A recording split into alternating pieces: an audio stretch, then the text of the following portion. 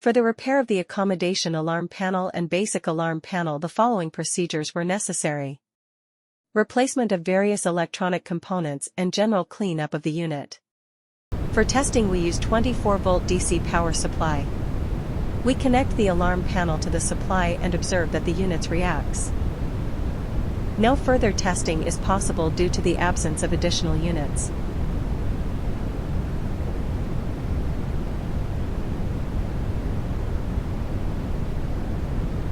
The same process repeat and for the basic alarm panel.